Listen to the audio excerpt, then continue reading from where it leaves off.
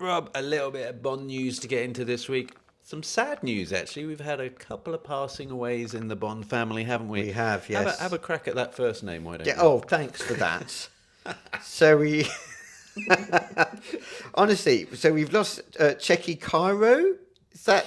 Honestly, you're going to have to give me at least 24 hours notice if I have to read these names out. I don't think his name comes with a question mark, Rob. Tchéky Karyo. So he played... I apologise if I haven't pronounced that correctly, but yeah, he played Dmitry Mishkin in GoldenEye, and he sadly passed away at the age of 72. I hadn't seen him in any other films. I don't know if you have. Well, when he passed away, I think the leading article was that he was in another film that I'd not heard of. So I think he's more famous for something else. Right. I can't remember. Some Netflix series, perhaps. Yeah. And I was like, hey, where's the mention of Bond, eh? Mm-hmm. Well, it was only mentioned in passing. In everything I read, it was like, oh, and he starred in the Bond film GoldenEye. Yeah. That was it. Yeah. Whereas when you live in... I think... Where's this... So in the Bond bubble that we all live in, it's like, oh, Mishkin's dead. I know. I know. Oh. But he was very good as Mishkin. He was. And listen, I really like it when I love that moment when he nails Zoram off and he goes, hey, there's a second person. And I was aware of only one. Yes. No, I believe a second. Some Natalia bloody blah blah. Goes, yes, defense minister. And he goes, Natalia Semyonova. Don't you think Level you should 2 follow programmer. up before you make such assumptions? And he goes, yes, done. I will double my efforts. So I always use that line when someone goes, you should try harder. I'll go, I'll double my efforts. Oh, do you? Yeah, I like it. Also, that scene is also a London location that we need to get to. Yeah, down Frogmartin Avenue, where they have that conference where Michael G. Wilson's in the scene as well. Yes. That is... Fuck, what's it called? It's London. It's down by the city. It's right by... Right behind the Bank of England. Is it? Yeah. But you can only get in there like once a year on an open house. Oh, Heritage Day. Yeah, it's like a Heritage Day. I can never make that. It's always in September and I'm always busy. Because it's like a private type place. Well, you can probably arrange to do it on another day with the people who own it. Yeah, I've been there a couple of times, because my dentist is right down that way. Right. It's literally, my dentist is a 1 minute walk from there. So whenever I go to the dentist, which is all the fucking time. That's not the Bupa Clinic, is it? No, it's not. Okay, because there's a Bupa Clinic around there as well. No, I've been to. Not the Bupa Clinic, Rob. Okay. Anyway. So so I go in there all the time and ask them. I think they're getting a bit sick and tired of me, so they just said, look, you've got to come back and pay for it. I was like, fine. Oh. So I took a little leaflet and I said, I'm taking this. And I'm putting it in my little collection of leaflets. So we lost him, and we also lost... Have a go at the other one. Well, you can say this because this is pronounceable. All right, so we've lost Lee Tamohori, director of Die Another Day, and that's why anyone on YouTube is looking. We got the Rob. This really irks you. Oh God! We've got the kite surfing scene up on the screen. Yes, there, so, it really does look like homage, a cartoon. as a homage. It's yeah. God, I've just realised. I'm looking at a picture here of Lee Tamohori in Rolling Stone. And he looks just like my mate Trevor. Really? Yeah, he's a spit. I'll have to do a little side by side. I'll put him in the show notes. I'll show you a picture of Trevor. Trevor, the vodka connoisseur. Have I met Trevor? You might have met him at the party. Yeah. He was the one that passed out after 5 vodkas. Oh, he was the one on the sofa? Yeah. At like 4 him. o'clock in the afternoon. And he just stayed there? Well, because at the license to grill barbecue that we did. Like the first one I came to, he was there on the sofa the whole time, didn't move. So it came to about noon. And I went into the kitchen. I saw Trevor drinking neat vodka. I said, Jesus. I said, Trevor, it's fucking noon. And by the way, Trevor's like in his 50s. I said, you want to take it easy. He goes, don't worry, Pete. Something you don't realise about me, I'm actually something of a vodka connoisseur. I said, all right. But the next time I saw him, it was 4 o'clock. He was passed out on my couch, fully clothed in the middle of the party. But hadn't he just like split up from his girlfriend or something? Or something awful had happened. And he's always splitting up with his girlfriend. He basically just came here just to drink and... I should do like a Trevor's he's a fountain of great stories. He's the one that set fire to his parents' house as well on his first day of moving back in. He doesn't want me to tell that story. I might have to cut that out. Yeah. But so we lost Lee Tamohori. So he wasn't that old. I think he was 75. 75, And yeah. he'd been suffering from Parkinson's. I don't know if that he'd been suffering for long with that, but yeah, it sort of came a bit out of the blue. It was like, oh my God, he's died. So that was sad. And yeah, I mean, I'm not the biggest fan of that film. It has to be said. But of course, it's sad when a Bond director dies. I mean, that's quite big news because there are a select few, aren't they, who've directed Bond over the years. So when one of them dies, it's sad. That's my mate Trevor. Oh yeah, he does look a bit like and him. I'll show you Lee Tamohori. Wait. Yeah. Isn't that? I mean, mind you, well, that is the spit. I would say. You could also easily say he looks a bit like Alan Yentob. Who? Alan Yentob. I don't know who that is. Alan Yentob, he used to be Director General of the BBC. He used to present the Imagine programme on BBC Two. Right, we're getting off grass. But look, there's He Trev. looks Look at that. That is uncanny. I'd say he looks more like Alan Yentob. Okay. All right, we'll have to put another useless poll together and spoil you put the pictures up on the show notes. Yeah, I'll put it in the show people can notes. see. Is this Alan Yentob looking like, or is it Lee Tamohori? So yeah, Lee Tamohori. So he did a recent interview for our friends over at Spy Hards.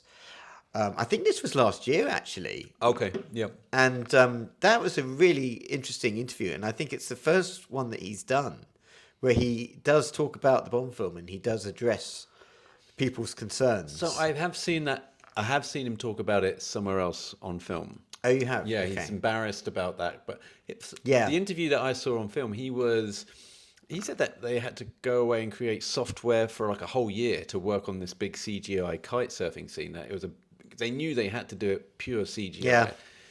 And they worked, tirelessly on it, trying to get it right for a year. They didn't have the tech, but they then had to create and do the coding, do the software. But he does have like a big regret that it just didn't come together. So he does say on that podcast that it's the weakest part of the film. So specifically the bit we've got up on the screen here, the kite surfing bit, that he thinks is the weakest part of the film. And he does, because it doesn't look convincing. And he did say that because there was a lot of CGI in films at that time, and I think he was trying to compete with things like Lord of the Rings. I mean, he's from New Zealand, so he was trying to compete with Lord of the Rings. Obviously, that was huge, shot over there. And all the Star Wars prequels, they were coming out around the same time. That all this massive CGI that was going on, he was thinking, oh, we've got to do this. We've got to be seen to compete with the other films at the time. I see. So let's do it. Let's do it in Bond. And funnily enough, a fucking Ewok in there. It was Barbara and Michael who were pushing for him. MGM didn't want him. Right. But Barbara and Michael fought for him. And I believe they fought for him for 5 months before MGM finally gave in and said, okay, you can have him as director. But he said that he took full responsibility for all that CGI stuff. And then he sort of left it at that, and he didn't really want to elaborate anymore. But it was like, oh, okay, let's move on. But he did say also that Pierce never behaved badly, which contradicted what you said last week. Oh, right, I see. Yeah. About Pierce on that last film, something you heard. Yeah. So I thought, well, yeah, that sounds like the Pierce I know. And he also said it was his idea to cast Halle Berry, and that prior to that time, the Bond producers had never wanted a top female Hollywood star because they were worried that she might overshadow Bond. Well, especially an Oscar winner. Well, she hadn't won the Oscar then. She hasn't done anything. Okay. She won it when she was filming, I think. Monsters Ball, really? Yeah. Interesting. She was, yes. Either she was nominated or she won it while they were filming. But then he said it was impossible for anyone to overshadow Bond. So then they said, okay, and he thought Halle Berry would be a good Bond girl, so they said, okay, you can have her. And then he had this idea as well, which has been discussed in the past, for a Jinx spin-off. Yeah. And there was a script that was written for that, but it never came to fore. But yeah, so he had all these ideas, and he is a Bond fan. He was a big Bond fan. And actually, funnily enough, he thought From Russia with Love was the best Bond film ever. He saw that first, and he thought it was a terrific spy film, and he loved spy films in general. Right. It just feels like a film that might have gotten away from him. As in, it starts with like that. I know. Him getting tortured in the title sequence. And he specifically all that sort of stuff. wanted all that grittiness. we'll get on to talk about that. We've already spoke about it. Well, on the Patreon we talk about it. So. But I just thought it'd be nice. Going through his IMDb, he's he did The Devil's Double. He did Along Came a Spider, Mulholland Falls, and Billions, which is what Anastasia and I are watching. I haven't seen any of one his episode other films, actually. But yeah, I guess that's a shame. That he's gone. Yeah. Yeah. But there he sounds like he sounds like he's embarrassed a little bit. I think he is. And I think they should really have sort of steered him away from that. But hindsight's a great thing, isn't it? And as we know, if we hadn't gone, we might not have got Casino Royale without that film going so over the top, because that's what happens, isn't it? It's a legacy thing. Happened with Moonraker for Your Eyes Only. Happened with this and Casino Royale. So the Jinx thing was going to come, but they needed like an 80 million budget, and there was something that tanked that year that had a lead female role. There was like there was a film. What, another spin-off thing? No. Well, I don't think it was a spin-off. It was a leading female in the role, and they weren't going to gamble on a leading black female in a role. Really? And there was something. I wonder if it was Catwoman. Was that before? I don't know. When was Catwoman? I don't know. But because that sunk at the box office, they said all bets are off. I wonder if it was Catwoman. Oh, really? Catwoman was 2004. Okay, well, this was 2002. This film, so it could have been around that time. It could have been because Catwoman tanked. That maybe they didn't get the Jinx spin-off. That's probably it. Yeah, you're probably right. Yeah, I probably am. Yeah.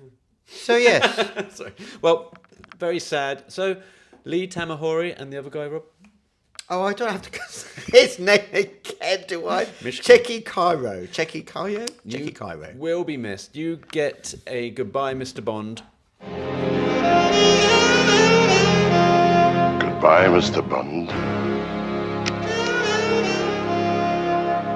Goodbye, Mr. Bond. We should get back into the minutes, Rob, shall we? Yes. Oh, Anastasia's here, everybody. Oh. Anastasia, look. It's a reunion. The cat, the Had dogs. they not seen her yet? I've not seen her in 10 days. Look at that. You can hear Oh, God, them. we can't have this on the podcast because Why this not? is going to go on forever. You all right, babe? Is it raining? Yes. Oh. It is fucking raining, she says. This is going to go on for like 10 minutes now, this greeting. Yeah, it's okay. Babe, come in. Come in for a sec. You got to do a read. Yeah, do you want to do a read before you go? Quick read. Just when you thought this podcast couldn't give you anything more exciting, it delivers a brand new feature. Are you ready? Okay, here we go. This is Anastasia Reads the Reviews. The Living Daylights. The Living Daylights, while many of them don't hold up particularly well, this one takes the cake as near unwatchable. Thank you. Very good. Always the highlight of the show. Well, that was another exciting edition of Anastasia Reads the Reviews. And now, it's back to the show.